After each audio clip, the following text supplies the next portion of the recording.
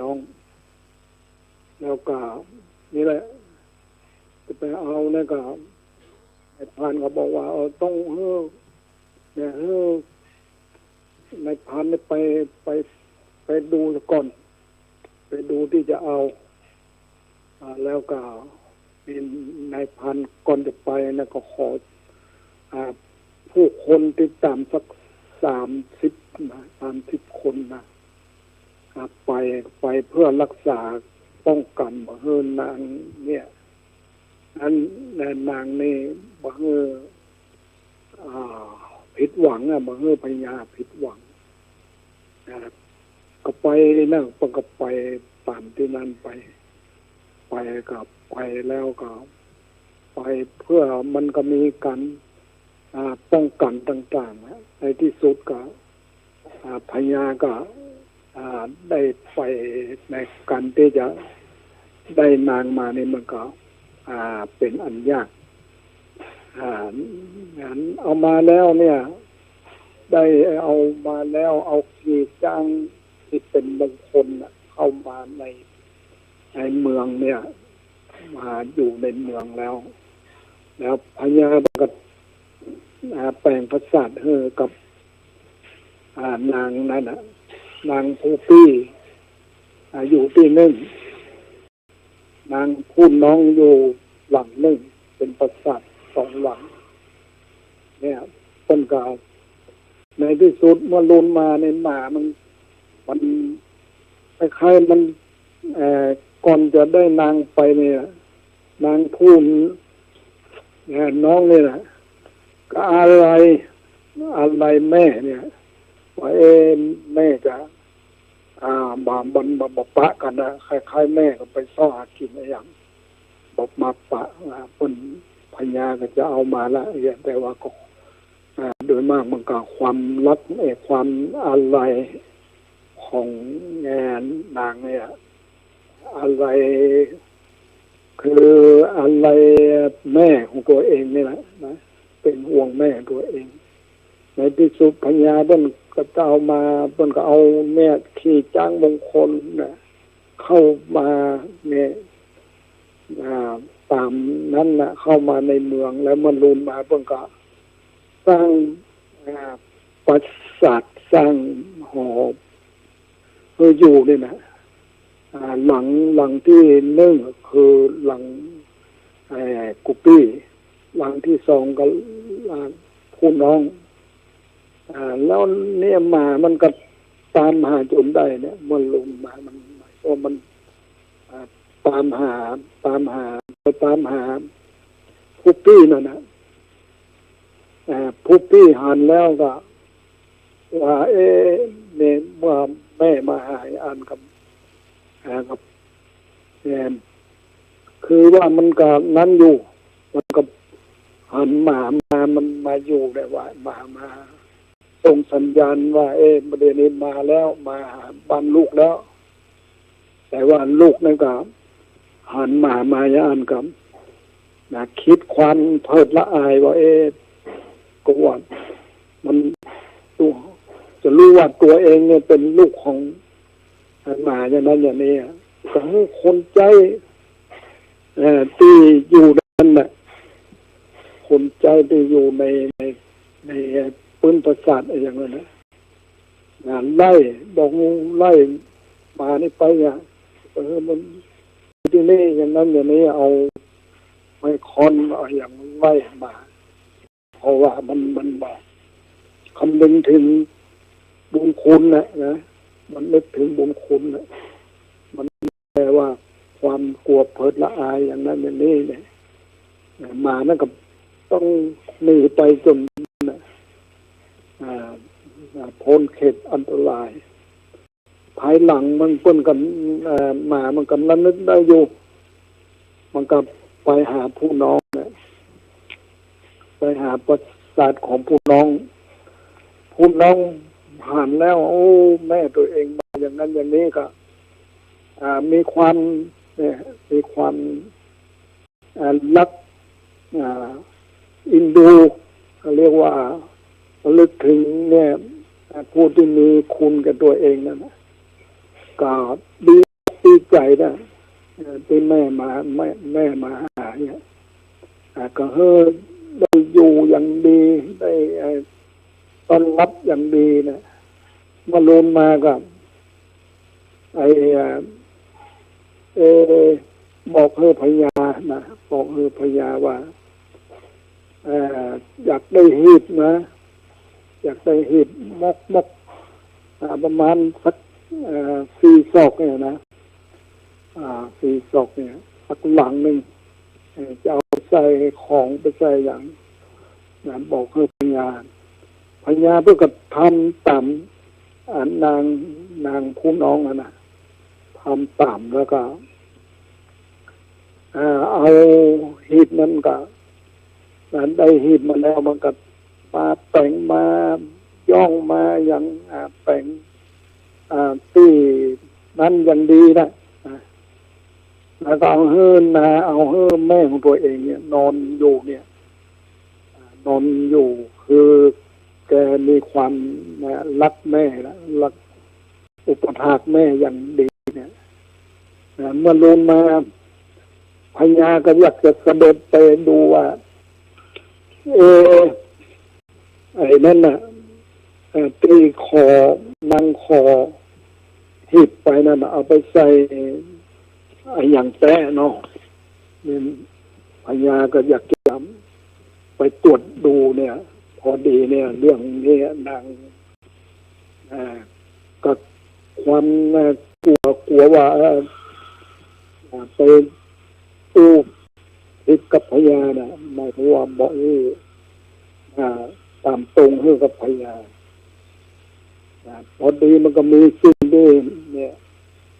ช่วยนางนะคือว่าเอามาใส่เอา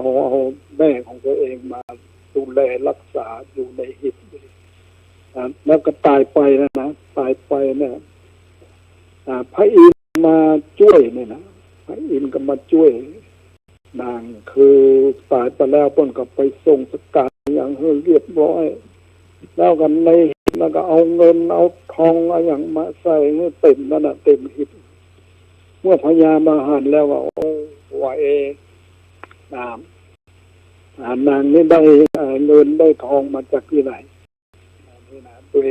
ด้วยความดีความงามของนางผู้น้องด้วยความที่ว่ารู้คุณแล้วก็รู้จัก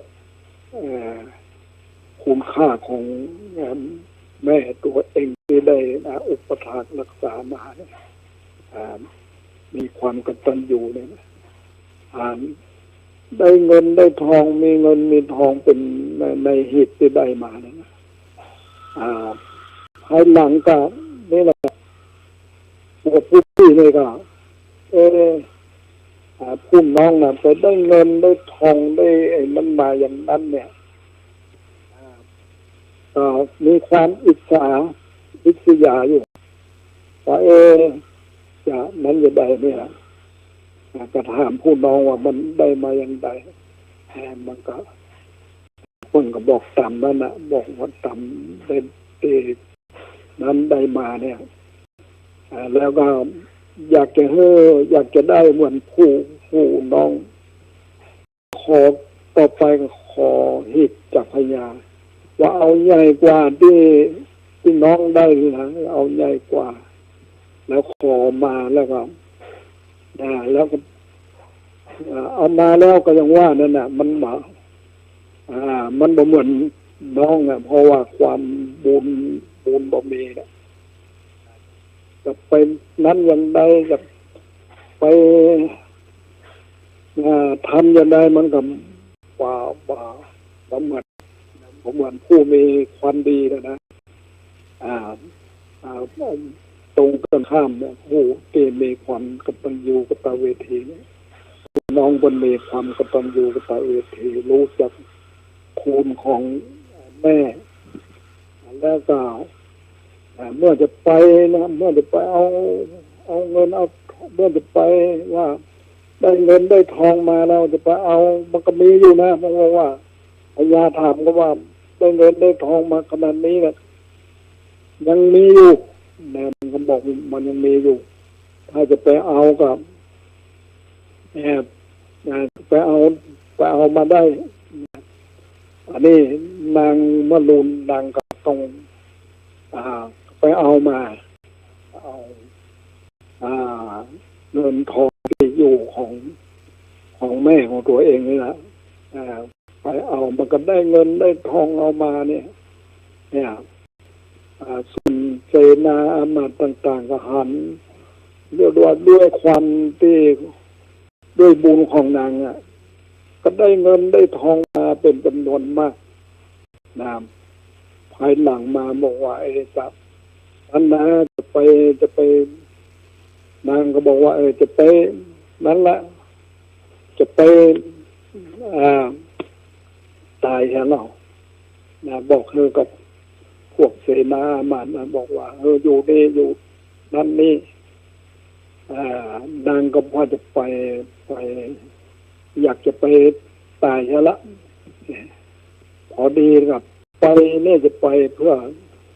จะโดดผาโดดเหวโดดอย่างนี้พอโดดไปเลยครับก็โดดลงก็ไปถูกผีเสื้อที่เป็นอันอยู่นะผีเสื้อที่เป็นป่วยอยู่แล้วเนี่ยมีความทุกขเวทนาอยู่แล้วไปถูกที่ฝีที่โดดไปถูกที่ฝีแล้วก็แตกนะแตกแล้วก็มันก็ดีอกดีใจนะผีเสื้อห้วยนะดีอกดีใจเนี่ยติดฝีแตกไปแล้วเพราะเหมือนกับไปมันหายจากที่แกเป็นพยาธิอยู่เนี่ยนะมันก็ได้เอาก็บอกว่าเงินทองอย่างต่างๆที่จะเอาเนี่ยก็เอาไปเลยให้นางเอาไปเลยเนี่ยนี่เพราะว่ามันคนทำความดีแล้วมันก็ย่อมได้นะย่อมได้สิ่งของที่เพิ่มพูนขึ้นมาบอกหูจักบทจักเสียงเนี่ยในเมื่อเสนามันติดตามแล้วมันก็ได้ตามความที่ประสงค์ได้ตามที่นางนั้นนางบอกนางกล่าวอย่างก็ได้คนเงินคนทองมาเข้ามาสู่บ้านสู่เมืองเนี่ยก็ทำให้มีความนั้นมีความสุขความสบายนั่นนี่ในเมื่อรูดมาเนี่ยนางผู้พี่นั่นก็ว่านางไปได้ไปได้เงินได้ทองอะไรอย่างมาเนี่ยในที่สุดก็อยากจะได้เหมือนกันนะเนี่ยอย่างที่ว่าไปขอหิตเอาใหญ่กว่าตัวน้องได้เนี่ยนะแต่แล้วก็ทำในที่สุดแล้วก็อย่างว่านั่นนะไปตกคล้ายๆจะไปนั่นน่ะไปแล้วพวกเสนามาต่างๆก็หันว่านางผู้นี้นะมันเหมือนผู้น้องนะผู้น้องเพิ่นมาเพิ่นทำประทักษิณล้อมรอบเพิ่นกัดเพิ่นนั้นดีนะเพิ่นบูชาแม่ของเพิ่นดีอันนี้นางนี่ก็มาพัดว่าบอกงูจะไม่จะได้นี่แหละในที่สุดก็จะไปหาผีจะไปหาขึ้นห้วยจะไปหาผีเสื้อห้วยเนี่ยในที่สุดก็ไปถูกผีเสื้อห้วยกินอย่างนี้นะอันนี้ด้วยความที่บ่ได้มีความกตัญญูนะความบรรลุคุณของผู้มีคุณนะนี่เรื่องนางสองคนพี่น้องเนี่ยเป็นลูกของหมาเนี่ยนะนางผู้น้องเป็นมีความกตัญญูกตเวทีรู้จักคุณของแม่อย่างนั้นอย่างนี้เป็นบูชาคุณของแม่ในที่สุดต้องกับมีความเจริญ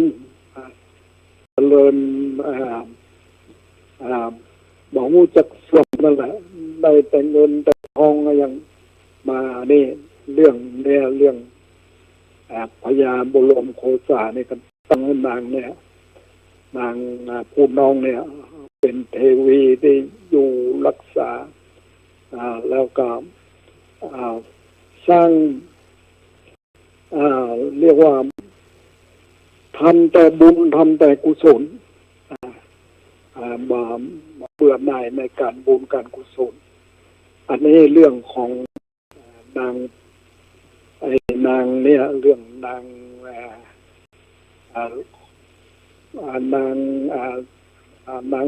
บัวตองกับนางประเจษฎาเนี่ยเรื่องของมันเรื่องเนี่ยความคู่คุณของแม่บางผู้น้องบรรลุคุณผู้พี่นั้นมาบรรลุคุณมีความกลัวว่าพญารู้อย่างนั้นอย่างนี้กลัวคนจะรู้เนี่ยมันกลัวที่บรรทุกในที่สุดมันก็มาได้ตามที่ตามอย่างใจหวังเนี่ยอยากจะได้แต่ว่ามันมาได้ เพราะว่าบ่มีบุญกุศลอันนี้ก็เป็นเรื่องราวของธรรมบรมโคสามันเป็นธรรมที่เรื่องราวจะต้องศึกษาเอามาพิจารณาอันนี้บางที่ก็เป็นวันมาคนคำคือว่ามีแต่คุณมีแต่ความดีที่จะได้ลูกจะได้ แต่พูดที่บ่ได้ทำความดีไว้บ่ตั้งอยู่ในความดีมันจะให้มันได้เหมือนต้นมันก็บ่ได้แล้วอันนี้เรื่องราวของธรรมบรมโคสาแต่ว่าเดไปถูกนั้นนะตามสรุปว่าไปถูกจะโดดไปลงไปเหวเนี่ยนะไปถูกผีเสื้อห้วยกับได้เอามันผีสีมันแตกมันก็ดีอกดีใจเอาของทุกอย่างที่มันมีอยู่นั่นน่ะเพิ่นก็จะเอาอย่างใจก็เอาให้ไปหมดเลยเฮือนนางนี่นะพูดติดตามกันได้เนี่ยได้เงินได้ทองแต่เมื่อลูนมาผู้ที่จะไปเอาจะทำตามนะที่ไหนผีเสื้อห้วยกันกินเชื่อมดแล้วนั่นกับหมู่ที่เนี่ยด้วยความที่บ่มีบุญตามไปก็เนี่ยมีเอาหัวไปฟัดหินผาอย่างตายกันเป็นจำนวนมากเนี่ยเพราะว่ามันไปตัวบุคคลที่บ่มีบุญนะบ่ได้สร้างบุญมาอันนี้ตามสรุปว่าเนี่ยผีเสื้อห้วยนั่นก็คือเนี่ยก็เหมือนกับเนี่ยองคุลิมานนั่นนะองคุลิมานนั่นนะเป็นองคุลิมานก็เป็นก็เมื่อเป็นนั้นเนี่ยเป็นก็คือว่าเป็นแสวงหาเป็นมีความเข้าใจผิดไปก็เรียกว่าไปซ้อนิ้วมือเนี่ยให้มันปอบปันเนี่ยนะในที่สุดกับไปพบพระพุทธเจ้าก็ได้เนี่ยนะอันนี้เหมือนกับผู้นี้นะก็เหมือนองคุลิมานอันนี้เป็นเรื่องที่สรุปตีของธรรมลมโคสาแล้วก็อันนี้แล้วนางบัวตองนี่ก็ได้เป็นนางเทวีที่มีความกตัญญูกตเวทีต่อ มันดาเนี่ยนี่ก็ได้ฮะหลังหลังไปซ่านั้นมันกำลังออกอากาศยังนั่นอยู่ไปซ่าก่อนนี่สายที่หันน่ะหันขาวๆน่ะกันเอาบรรดานั้นได้นี่เรื่องนี้เรื่องนี้นะเรื่องความกตัญญูกตเวทีของธรรมบรมโคสาเนี่ยเป็นเรื่องราวที่เราจะต้องศึกษาเอามาพิจารณาแล้วเมื่อวันที่16ที่ผ่านมาเมื่อแล้วนี่นะทางกรรมการของวัดต้นก็มีการประชุมแล้วมีตอนนายเจ้าก็มีการมาประชุมเกี่ยวกับการดูแลรักษาป่วยอย่างต่างๆนะมาเจาะเลือดเจาะอย่างต่างๆตอน9 โมงมีการประชุมเรื่องเกี่ยวกับการที่จะมีธรรมะสัญจรวิปัสสนาสัญจรนะเมื่อวันนี้วันนี้วิปัสสนาสัญจรแล้วก็มีการที่จะสืบชะตาผมเองนะว่าจะมีการสืบชะตาวันที่17เดือนกันยาเนี่ยที่7เดือนกันยาเขาประชุมกันก็มีเนี่ยศรัทธาญาติโยมก็มาร่วมกันประชุมแต่ว่าเราก็นิมนต์เราไปร่วมประชุมด้วยเราก็เอาเนี่ยเรื่องการสืบชะตาเนี่ยแหละนะว่าการสืบชะตาเนี่ยนะก็นิมนต์วัดนั้นวัดนี้อยู่แล้วก็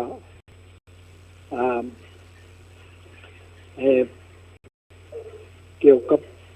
นี่แหละการว่าจะมีการเต้นธรรมจะมีการเต้นธรรมเรื่องธรรมสลากลิวิจาสุเป็นธรรมสิบจตาวันนั้นเราก็ได้พูดคร่าวๆก่อนว่าจะเต้นธรรมสลากลิวิจาสุนะพร้อมกับสวดสิบจตาเนี่ยนะมันจะเวลามันคงจะบอกอำนวยนั่นได้นะเพราะว่าการฟังธรรมมันก็เป็นคุณธรรมทำสลากลิแบบพิสดารนี่นะแบบละเอียดนี่นะมันก็ใช้เวลาต้องเกือบเป็น2 ชั่วโมงนะเราก็บอกว่าเราบอกติดประชุมว่าเนี่ยคือการทำสลากลิวิจาสูตรเนี่ยเป็นธรรมสิบจตาเนี่ยนะเราก็บอกว่าบอกใจความเนี่ยบอกใจความทำสลากลิวิจาสูตรว่าพระพุทธเจ้าของเราเนี่ยพระกุสันทะโกนาคมัณะกัสสปะพระโคดมเนี่ยเกิดขึ้นแล้วเนี่ยล้วนแต่เป็นผู้ตรัสรู้อริยสัจสี่ทั้งทุกองค์นะเรื่องอริยสัจสี่เนี่ยครับมีทุกข์สมุทัยทุกข์เรียกว่าเหตุของทุกข์ความดับทุกข์ข้อที่ปฏิบัติให้ถึงความดับทุกข์พระพุทธเจ้าตั้งหลายที่ผ่านมาเนี่ยกัสสันทะโกนาคัมตุสันทะกัสสปะโกนาคัมมัน โคดมเนี่ยนะล้วนแต่จะรู้อริยสัจสี่แล้วก็ย่อมจะเทศนาธรรมสลากลิวิจารสูตรเนี่ยธรรมสลากลิวิจารสูตรเนี่ยมีใจความอยู่เนี่ยคือว่าโดยมากก็คือเรื่องเกี่ยวกับการเรื่องการเบื่อหน่ายของการ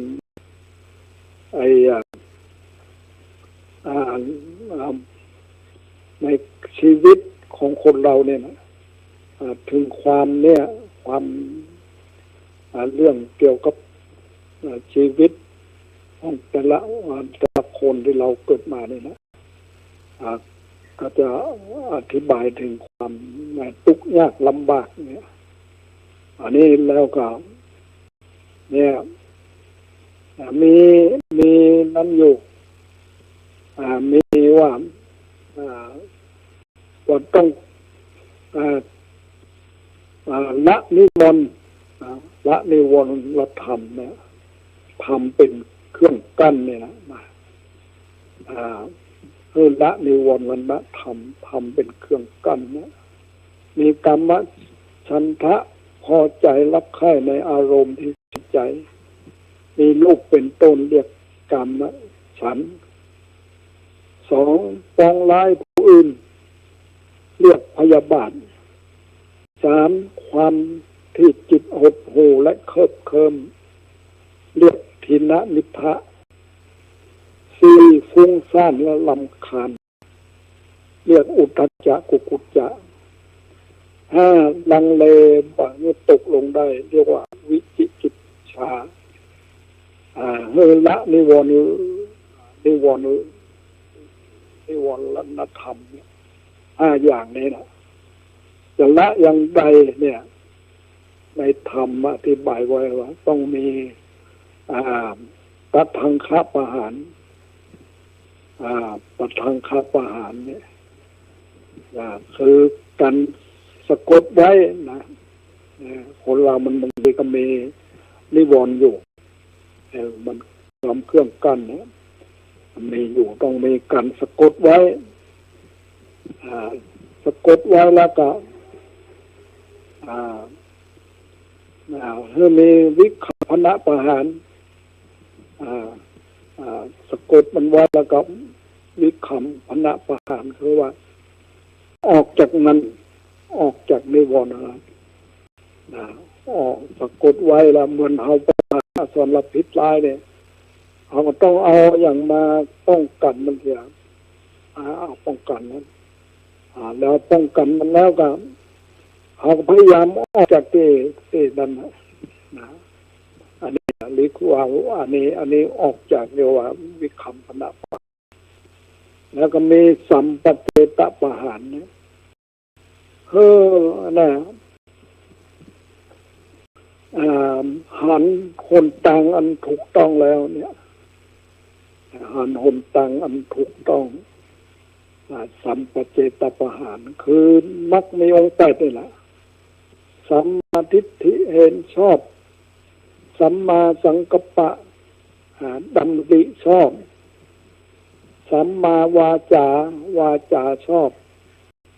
สัมมากัมมันตะการงานชอบสัมมาอาชีวะเลี้ยงชีวิตชอบสัมมาวายามะภาคเพียรชอบสัมมาสติระลึกชอบ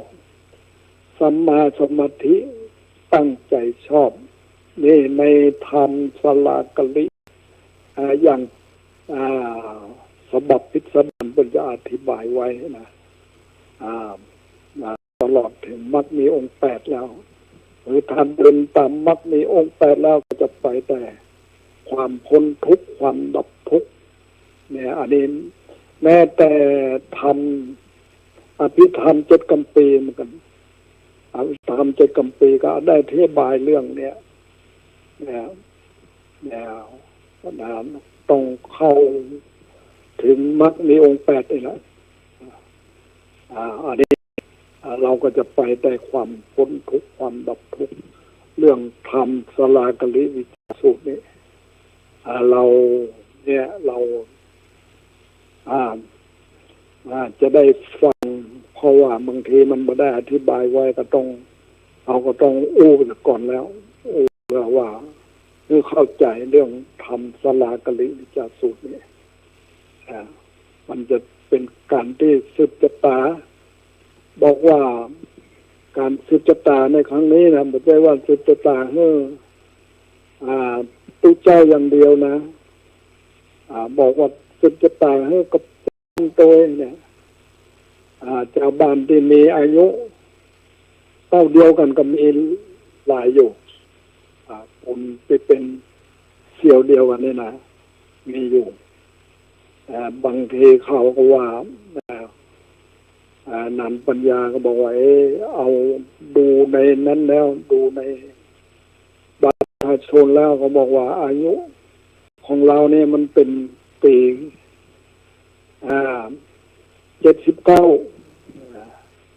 มันจะเป็นปี90มาแต่บอกว่าอันนั้นมันผิดไปเราไปเอาตามบัตรประชาชนอย่างเก่าแต่แท้จริงแล้วเนี่ยคือเราเนี่ยก็เป็น2490อายุเพราะว่าอายุคนที่อายุเท่าเดียวกันเนี่ยก็มีอยู่หลาย2,000แต่ว่าเรานี่เราจำตั้งถือว่าแม่มันบอกว่าเราเกิดวันเนี้ยวันลอยกระทงนะวันลอยกระทงคือว่าวันเลิกจากกันตาบาดมาแล้วก็มาเกิดเรา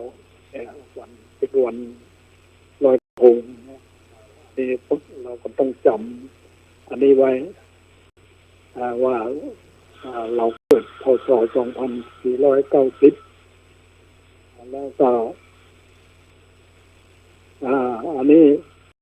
เราก็จำอย่างนี้แล้วนะว่าเราเกิดตอนนี้แล้วก็นี่แหละเรานี่เพราะว่ามันเพื่อนฝูงมูลกันมันกับด้านอยู่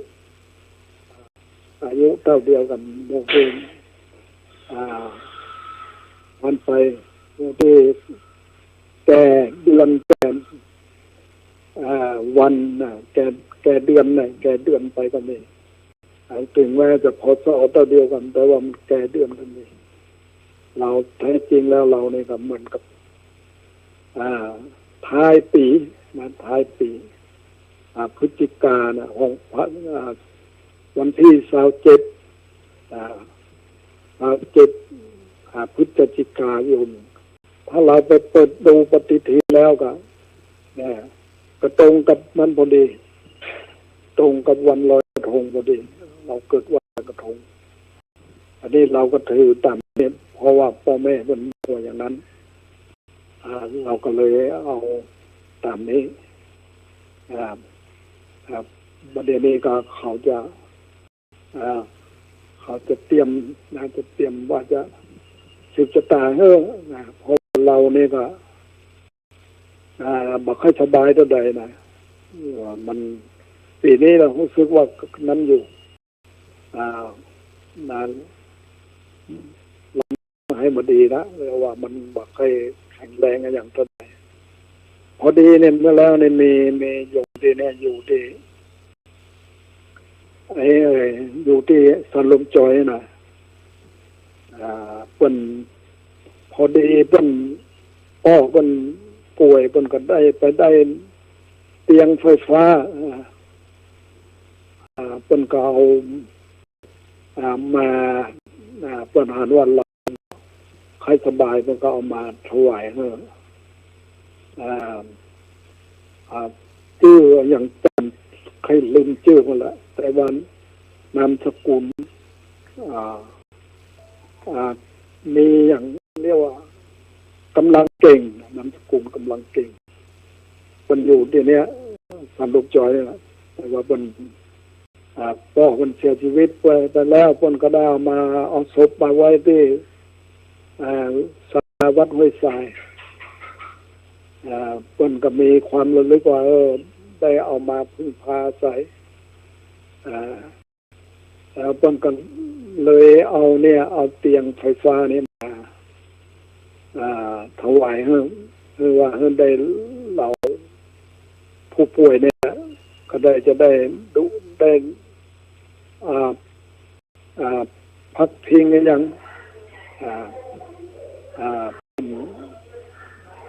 มีความนั้นถึงความกตัญญูของถึงระลึกถึงที่ได้เอาศพมาไว้ในห้วยทรายแล้วก็เป็นติดเตียงไฟฟ้าเนี่ยมันเป็นของมูลนิธิของเด็กนะมูลนิธิการเลี้ยงเด็กของที่อยู่ที่แม่ริมเนี่ยเป็นมูลนิธิตั้งอยู่ที่แม่ริมเนี่ยแต่ว่าเป็นบรมราชาประถมเนี่ยเป็นมันอยู่เป็นเป็นก็เอามาเอามามีฝรั่งคือคนเยอรมันก็ได้ว่ามีคนติดตามเนี่ย3-4 คน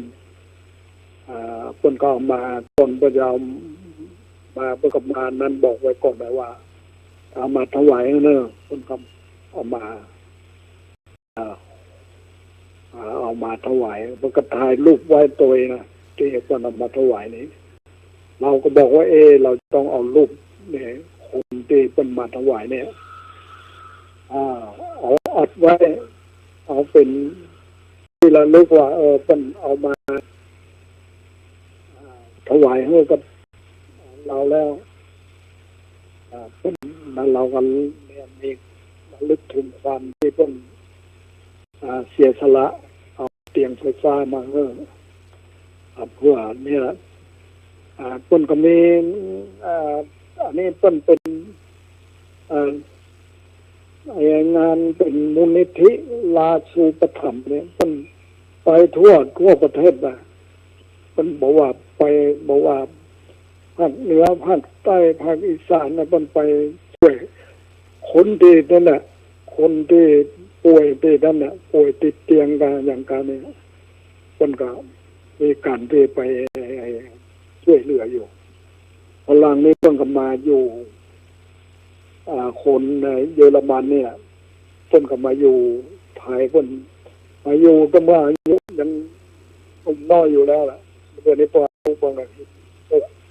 60 ปีแล้วนะไปแล้วคนกับนี่แหละเราก็ได้รับการช่วยเหลือตัวกันนั้นอยู่ฝรั่งนี่ครับก็ได้บันทึกภาพไว้แต่มาแล้วนี่ในายอนนี่ก็ในายอนนี่เคยติดตามเราเนี่ยก็ถูกรถจนแล้วก็เขาก็ซื้อวินแชร์เนี่ย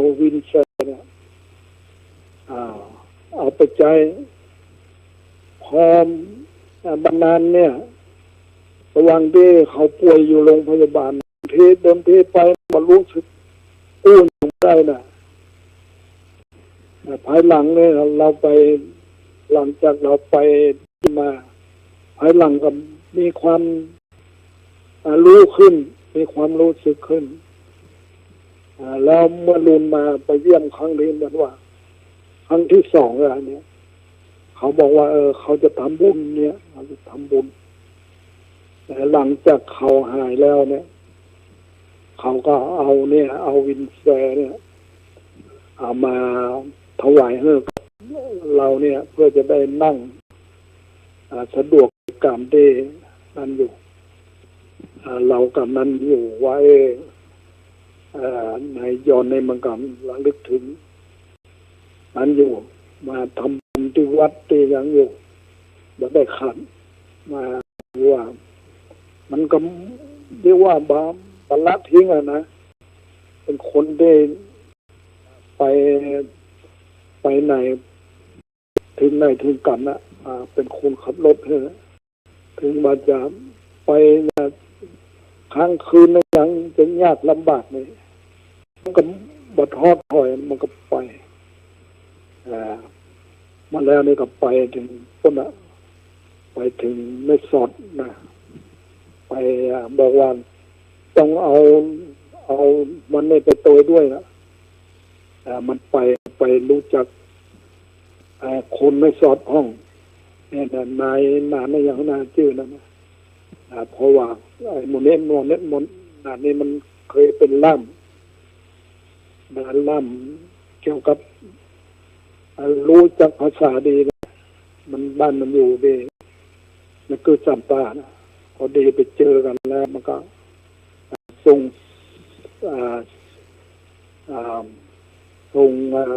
กันสื่อสารทางภาษาเนี่ยครับ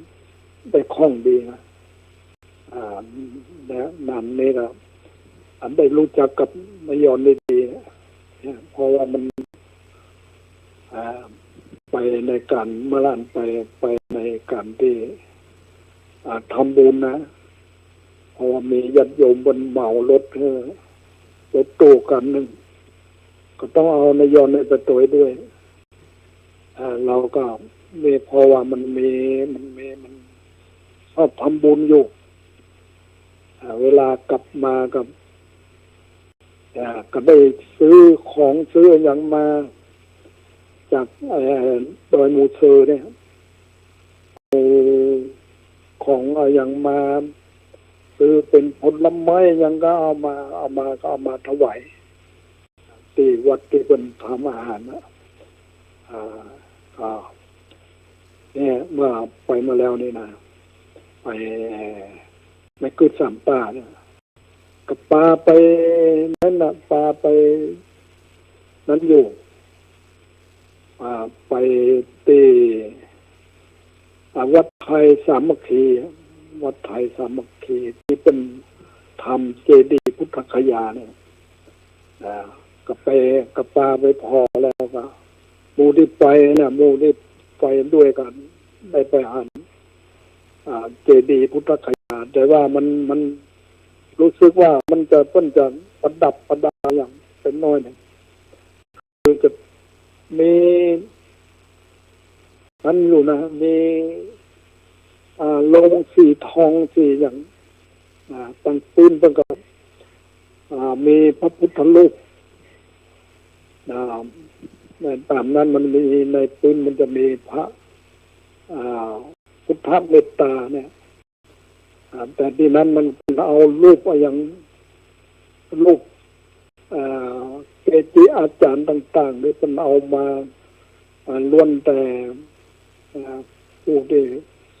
เป็นผู้ที่มีนั้นน่ะมีชื่อเสียงโด่งดังเนี่ยเอาไปไว้ในตีพื้นเจดีย์พุทธคยาเอาเรียงกันไว้อยู่เราก็ปาพาญาติโยมได้ไปดูไปนั้นเมื่อไปมาแล้วเนี่ยไปนั่นคือสามป้าเนี่ยปาไปดูหลังจากนั้นมาก็มาได้ไปที่ไหนตั้งใจจะไปร่วมกันทำบุญของนั่นอยู่บางคนก็ได้เนี่ยไปเรียกว่าไปหันแล้วก็มาเล่าให้ฟังว่าบ้านเล่าให้กันฟังว่าเขาก็อยากจะไปเหมือนกันนะจะไปไม่คือทำป่าอยู่เหมือนกันแต่ว่าลองคอยโอกาสเวลาด้วยว่าจะมีเวลาเมื่อใดหลังจากการสืบชะตาเราแล้วเนี่ยถ้าหากว่ายังร่างกายของเรายังพอไปได้อยู่ อยากจะปาเข้าไปไปไอ้ไม่เกิดสามตานะครับมาก็จะต้องมาซื้อนี่แหละซื้อไอ้ผลไม้เนี่ยต่างๆเนี่ยที่เอามาใจทำอาหารในอย่างนี้เพราะว่าราคาเด่นบะมูซื้อเนี่ยมันจะผลไม้ผลจะเป็นพวกแตงพวกอะไรอย่างพวกอย่างรู้สึกว่ามันถูกกว่าว่าหลังการศึกษาเราแล้วเนี่ยถ้าหากว่าเรายังแข็งแรงอยู่ครับว่าจะปายัดยมไปแต่ว่าบางคนไปอ่านแล้วเขามันเล่ากันฟังก็ว่าอยากจะไปดูไปแอวไปพอดูว่าเป็นยังไงอันนี้เรื่องที่ข้างหน้านี่นะเราจะเป็นอย่างไรนะก็อนาคตนะเรายังมองว่านั้นเดียวระหว่างนี้นั่นก็เราก็ต้องคล้ายๆมันก็กำลังปรับปรุงเนี่ยปรับปรุงกุฏิปรับปรุงกุฏิเนี่ยเพดานมันล่มไปเนี่ยเราก็ต้องนึกว่าเพดานมันล่มแล้วก็ต้องเปลี่ยนเราว่าจะเปลี่ยนนั้นจะเปลี่ยนหลังคาที่ไหนได้เนี่ยหลังคามันผุแต่เนี่ยมันผุแต่ไม้แต่อย่างเนี้ยแต่ไม้โครงมันยังดีอยู่ก็เลยเปลี่ยนสำหรับเปลี่ยนสำหรับ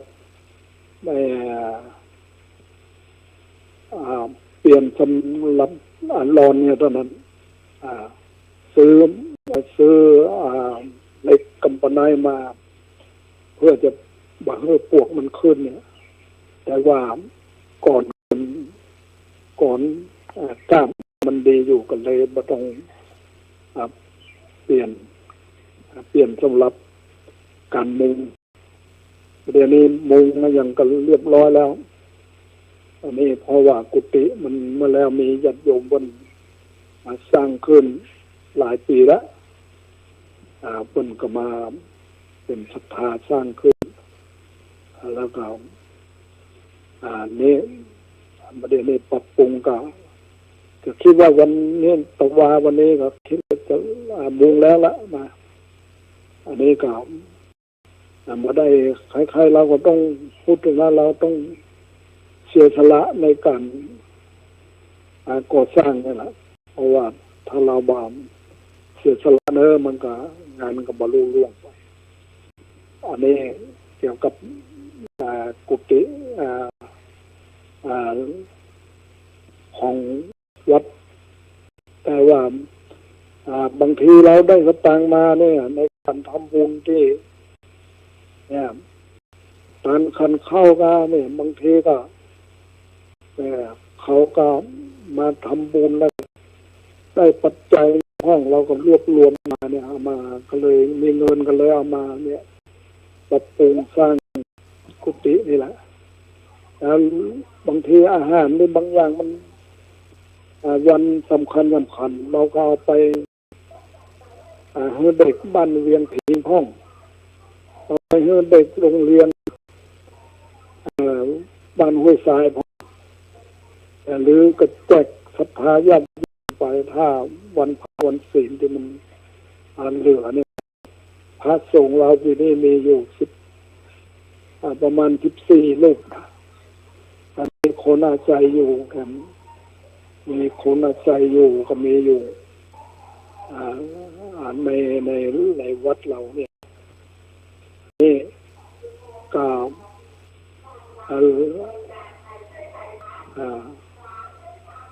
เราก็นี่แหละอยู่เนี่ยเพราะว่าเราก็สร้างกุฏิหลังนี้เราก็สร้างเรียกว่าสร้างมีโยมศรัทธาเป็นคนที่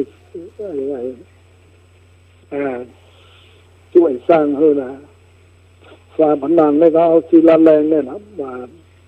ก่อเป็นฝาผนังมัน แต่หลังคามันเป็นใจไม้แล้วเพดานมันก็ใจไม้ปลวกมันชอบขึ้นเนี่ยก็เลยรื้อมันใหม่แล้วก็เลยเอาพอดีเป็นเฮือกระเบื้องเนี่ยมีกระเบื้องคนเอาบริจาคกระเบื้องเฮือกระเบื้องก็เลยเนี่ยได้ปรับปรุงไปวันคิดว่ามันคงจะแล้วเร็วๆนี่แหละเรียบร้อยนะจะเรียบร้อยเร็วๆนี่วันนี้ก็ได้เวลาแล้วก็ขออนุโมทนากับท่านพระครูวิศวัตรพระครูปริญญาและท่านผู้ฟังทั้งหลายก็ขอให้มีความสุขความเจริญโดยทั่วหน้ากันขออนุโมทนา